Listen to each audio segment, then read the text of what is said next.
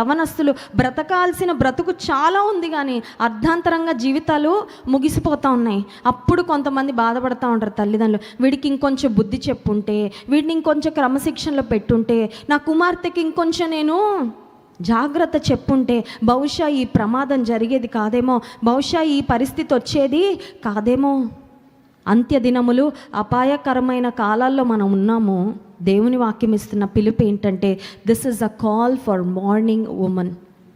MOURNING, రోదనము చేయి స్త్రీల కొరకు దేవుడు ఆనాడు యెరూషలేము కుమార్తెలు ఆయనను చూస్తూ రొమ్ము కొట్టుకుంటూ ఏడుస్తూ ఉంటే, యేసయ్య ఏడవద్దమ్మా, నాకేం పర్వాలేదు అనలేదు.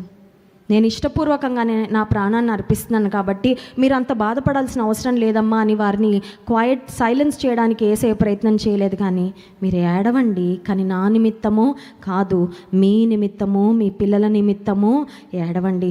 ఇక్కడున్న మనం కూడా మరి దేవునికి ఇష్టమైన కన్నీరు, దేవునికి ఇష్టమైన కన్నీరు ఏం కన్నీరు అంటే ఆయన సన్నిధిలో ఒలికించే కన్నీరు. మన కుటుంబం కొరకు, మన కుటుంబీకుల రక్షణ కొరకు, మన కుటుంబం మీదకి దేవుని ఉగ్రత రాకుండా, మన పాపముల విషయంలో, మన అపరాధముల విషయంలో దేవుని సన్నిధిలో పశ్చాత్తాపడి మనం ఎప్పుడైతే కన్నీటి ప్రార్థన చేస్తామో, ఇట్ మూవ్స్ గాడ్స్ హార్ట్. దేవుని హృదయాన్ని ఖచ్చితంగా కదిలిస్తుంది. మీరు కూడా ప్రయత్నం చేసి చూడండి.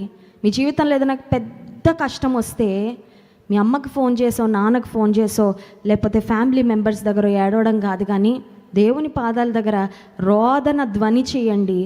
You will see an answer. వెంటనే చూస్తామండి కార్యాలు.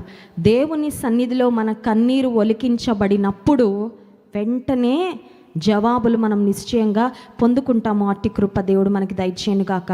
ఆమెన్. కళ్ళు మూసుకోండి, ప్రార్థన చేసుకుందాం. పరిశుద్ధ ప్రేమ కలిగిన తండ్రి, నీకు స్తోత్రాలు.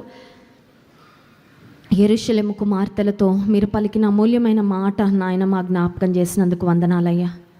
మేము కూడా ప్రభువా, మా నిమిత్తము, మా పిల్లల నిమిత్తము, మా కుటుంబాల నిమిత్తము, మా భవిష్యత్తు నిమిత్తము నీ కృప నుండి మేము తొలగిపోకుండా అయ్యా, నీకు ఆయాసాన్ని కలుగచేసే పరిస్థితుల్లోకి మేము, మా కుటుంబాలు వెళ్లకుండా ప్రభువా, నీ సన్నిధిలో తండ్రి కన్నీటితో, రోదనముతో విజ్ఞాపన చేసే వారముగా మమ్మల్ని అందరినీ మీరు సిద్ధపరిచిన ఆయన.